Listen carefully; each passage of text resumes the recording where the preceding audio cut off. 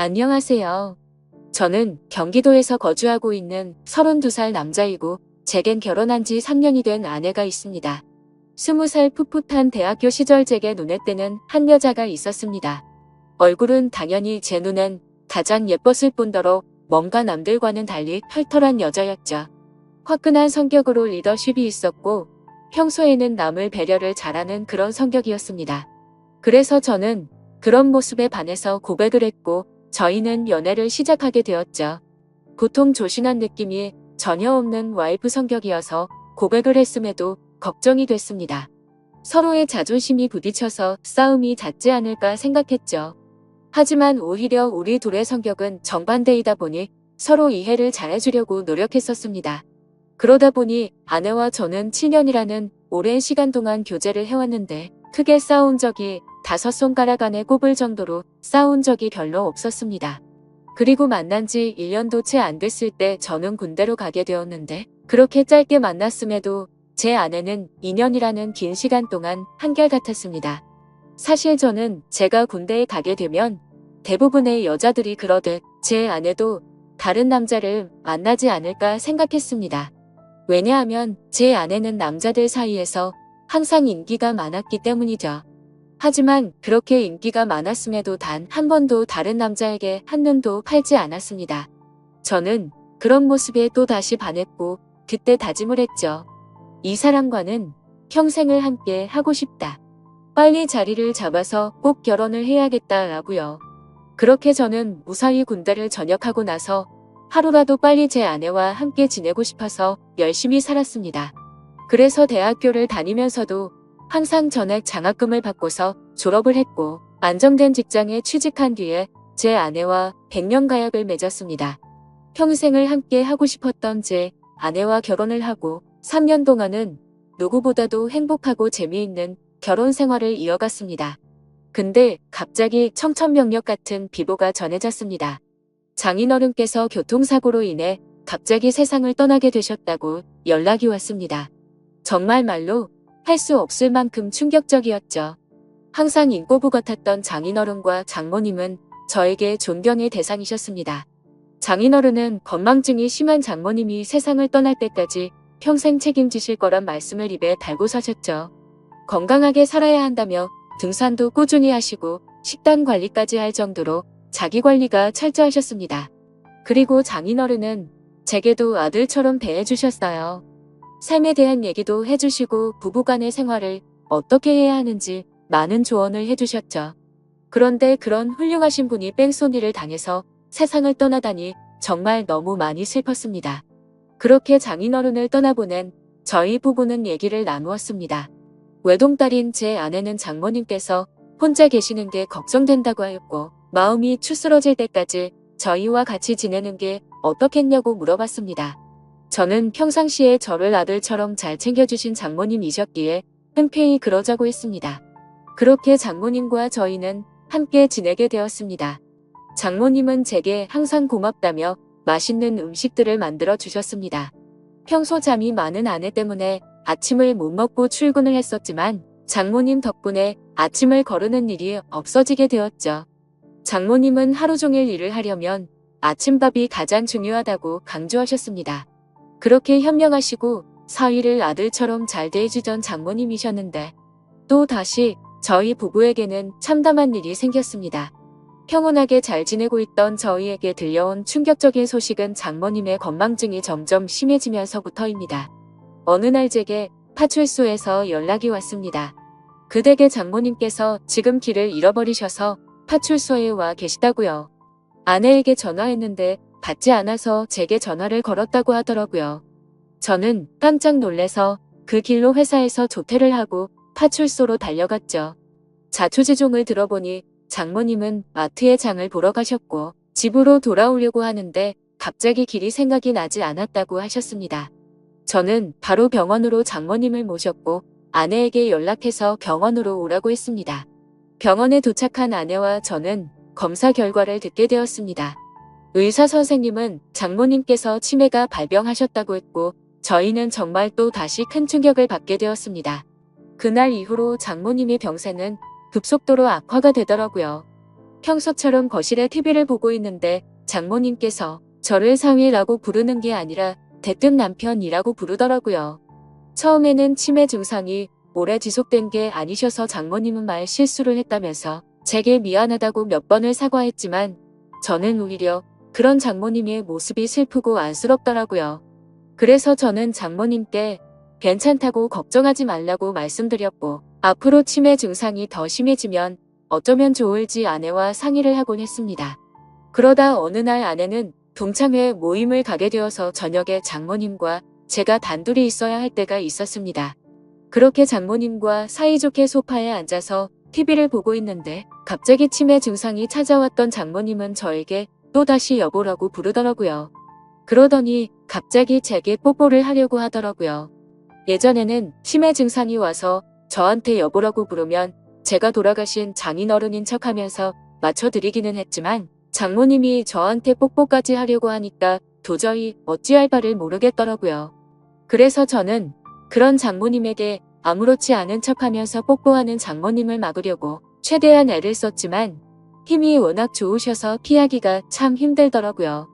평상시에 아무리 아름다운 외모를 가진 장모님이었다고 해도 존경하는 장모님이고 제 아내의 어머니인데 그런 분이 저보고 여보라고 부르면서 뽀뽀를 하려고 하니 정말 부담스럽고 너무 당황스러웠습니다. 다행히 그때 때마침 제 아내가 집으로 돌아왔고 당황해하고 있는 저를 보면서 뛰어 들어오더라고요. 아내도 너무 놀랐는지 장모님을 떼어내며 엄마 정신 차려 징그럽게 무슨 짓이야 라고 말하는데 내심 치매로 힘들어 하시는 장모님을 보고 있으니 마음이 아팠고 속상하더라고요. 평소 저를 아들처럼 생각해 주신 분인데 이제 저를 모살아 보시고 장인어른으로 착각하고 계시니 장인어른이 돌아가시고 얼마나 힘드셨으면 저렇게 하실까 생각하니 너무 마음이 아팠어요. 그 후로 한동안 치매 증상이 나타나지 않다가 치매 일어났더니 장모님은 이제 원래의 모습이 사라지셨습니다. 정상적인 사고방식은 볼 수가 없었고 치매 증상이 계속 이어졌습니다. 이제는 저에게 우리 사위라고 말하지 않고 항상 우리 서방, 우리 여보라고 말씀하십니다. 저는 장모님께서 저를 보고 남편이라고 생각해도 아무렇지 않게 받아들이고 있지만 그런 장모님을 보면서 제 아내는 매일 밤마다 혼자 숨어서 울기만 하네요. 저도 이렇게 마음이 아프고 슬픈데 제 아내는 오죽할까요? 갑자기 건강하시던 아버지가 곁을 떠나가고 의지하던 어머니는 갑자기 치매 증세가 발병하셨으니요. 아내는 엄마가 아이가 된 것 같아서 너무 속상하고 슬프다고 했고 그런 엄마 때문에 제가 매일 힘들어하는 것 같다면서 저에게 미안하다고 매일같이 사과를 하네요. 저는 진심으로 괜찮다고 생각해서 아내에게 괜찮다고 말하지만 아내는 장모님을 요양원으로 보내서 모시는 게 어떻겠냐고 하는데 저는 솔직히 요양원으로 보내고 싶지는 않더라고요. 제게는 너무나도 완벽하고 예쁜 아내를 힘들게 키워주신 훌륭한 분인데 고작 치매라는 병 하나가 걸렸다고 해서 쓸쓸하게 요양원에서 지내게 할 수는 없겠더라고요. 그렇게 저는 단호하게 아내의 제안을 거절했고 제 고집으로 인해 장모님과 함께 살고 있었습니다. 그런데 며칠 전 밤에 제가 일찍 잠들어서 안방에서 혼자 자고 있었는데 아내가 잠시 마트에 간 사이에 장모님께서 제가 자고 있는 안방으로 들어오셨습니다. 뭔가 감촉이 느껴져서 눈을 떠보니 장모님께서 제게 키스를 하고 계시더라고요. 처음에는 방이 어두워서 제 아내인가 싶었습니다. 그런데 대뜸 이런 적이 없었기에 저는 다시 자세히 보니 장모님이더라고요. 그때는 얼마나 놀랐던지 모르겠네요. 저는 깜짝 놀란 나머지 그런 장모님을 밀치면서 저도 모르게 무슨 짓이에요 라며 화를 덜컥 내버렸습니다. 제 훤한 모습에 장모님은 결국 아이처럼 눈물을 흘렸습니다. 아내는 마트를 다녀오고 나서 장모님이 우는 모습을 보면서 놀라더군요.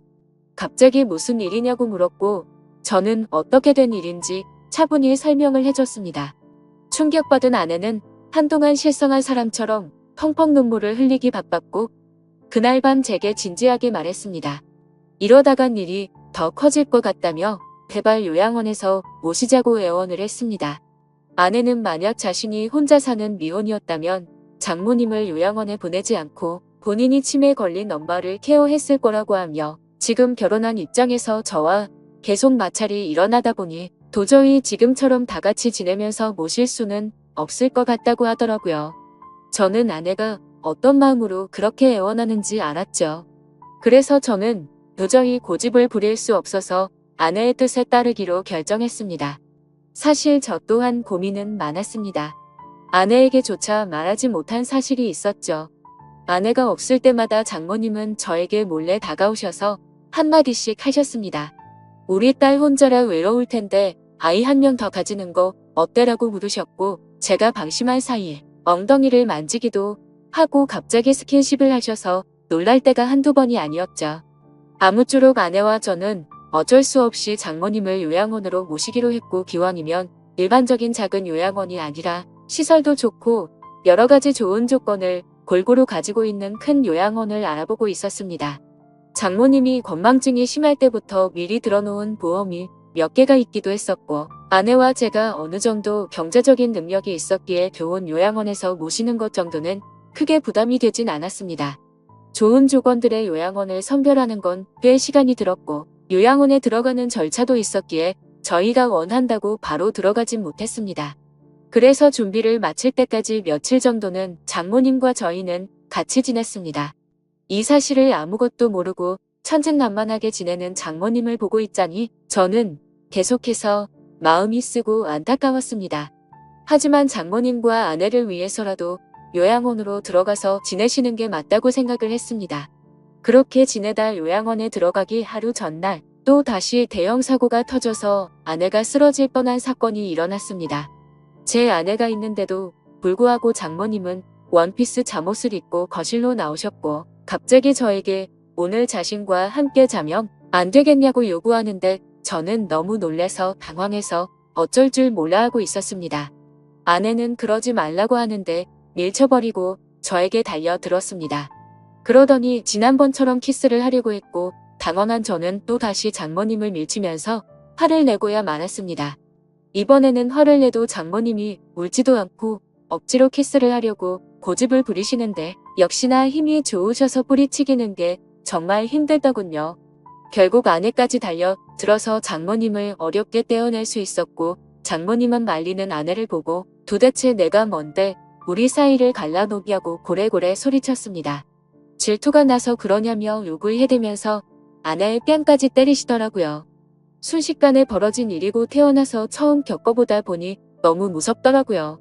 제가 알고 있던 자상하고 고운 장모님이 이렇게까지 변하는 걸 보니 정말 다른 사람인지 알았습니다. 아내도 마찬가지로 엄청 당황해하면서 울면서 가만히 서 있는데 저는 그런 아내를 데리고 안방으로 피신을 시켰습니다. 그렇게 사고가 크게 한바탕 벌어지고 난 뒤 장모님을 진정시키느라 몸도 마음도 정말 힘들더라고요. 다음날 저는 아침 일찍 일어나서 장모님을 요양원으로 모셨습니다. 그런데 장모님은 눈치를 채셨는지 갑자기 오시면서 자신을 두고 가지 말라고 하는데, 그런 모습을 보고 돌아서는데 정말 마음이 찢어지듯이 아팠습니다. 지금도 일주일에 한두 번은 장모님 보고 싶어서 찾아뵙는데 아직도 저를 보고 남편이라고 부르며 왜 자신을 두고 갔냐는 식으로 말하더군요. 면회를 가고 집에 가려고 하면 제발 나 좀 데리고 가달라고 울고불고 난리가 납니다. 그런 모습을 보면서 아내도 저도 찾아뵐 때마다 마음이 너무 아프고 찢어지지만 아내가 저보다 더하면 더했지 덜하진 않을 것 같습니다. 어제도 찾아뵀지만 아내는 도저히 적응이 안 되는지 그런 장모님을 볼 때마다 울기 바쁘네요. 장인어른이 돌아가신 지 마음이 추스러지지도 않았는데 얼마 지나지도 않아서 장모님이 바로 치매가 걸리셔서 아내 입장에서는 심적으로 정말 많이 지쳐있을 것 같습니다. 이러한 사정을 잘 알고 계신 제 어머니도 어떻게 이런 일이 벌어질 수 있냐며 연락을 드릴 때마다 제 아내를 잘 위로해주라고 항상 말씀하시네요. 참 맞는 말 같습니다. 어떻게 이런 안 좋은 일들이 한순간에 벌어질 수 있을까요? 저도 마음이 이런데 제 아내는 외동딸이라 같이 슬퍼할 형제 자매도 없어서 안쓰럽습니다. 생전에 장인어른과 장모님은 항상 금술이 좋기로 유명했다고 합니다. 동네에서 모르는 사람들이 하나도 없었고 부부의 금술이 너무 좋으면 아이가 잘 안 생긴다는 미신에 걸린 듯 장인어른 장모님은 결혼한 지 거의 6년 만에 정말 어렵게 제 아내를 가졌었다고 합니다. 심지어 지금은 아내가 튼튼하고 건강해서 아무렇지 않아 보이지만 태어났을 당시에는 건강이 좋지 않아서 엄청 걱정을 많이 했다고 하더라고요. 그렇게 어렵게 건강을 회복시키느라 고생을 하셨고 애지중지 키운 소중한 딸이었기에 평소에 제 아내와 장모님은 너무나도 사이가 각별했습니다. 그렇게 인생에서 가장 소중한 어머니가 치매에 걸리게 되니 딸의 입장인 아내는 당연히 힘들 수밖에 없다고 생각이 듭니다. 제게 직접적으로 말로 표현하진 않지만 옆에서 지켜보고 있으며 웃음도 사라졌고 넋이 나간 사람처럼 멍하니 있을 때가 많아졌습니다. 저는 사회의 분인데도 이 글을 적으면서 장인어른 생각과 장모님의 생각에 눈물이 나네요. 정말 누구보다 정정하셨었고 항상 웃음 넘치고 화목하기만 했던 부부셨는데 이런 현실이 일어났다는 게 믿어지지가 않습니다. 아무쪼록 장모님께서 아무리 난감하고 감당하기 힘든 일로 저를 당황스럽게 하셨지만 저를 아들로 생각해 주시고 잘해 주신 모습들이 제 어머니 같았습니다. 그래서 앞으로도 자주 장모님을 찾아뵐 생각이고 제 친어머니를 모시듯 잘 보살펴 드리고 합니다. 그리고 제 아내를 예쁘고 멋진 사람으로 키워주신 은혜에도 정말 감사드리고 있고요. 외책하고 고우셨던 우리 장모님에게 이런 일이 찾아오는지 가끔은 가슴이 미어 터지네요. 치매는 유전도 심하고 어린 나이에도 올 수 있다고 하니 제 아내에게는 결코 그런 일이 없도록 옆에서 든든히 지켜주려고 합니다. 두뇌 회전의 좋은 일들도 계속해서 많이 할 거고 앞으로 건강한 삶을 살기 위해 노력하려고요. 그리고 제게 좋은 말씀을 많이 남겨주신 장인어른의 마음도 본받아서 제 아내와 장모님을 지켜줄 겁니다. 살면서 많은 치매 증세로 인해 곁에서 고생 중인 가족분들의 노고를 잘 알게 되었습니다. 세상 모든 사람들이 치매로 인해 이런 아픔을 겪지 않았으면 좋겠네요. 감사합니다.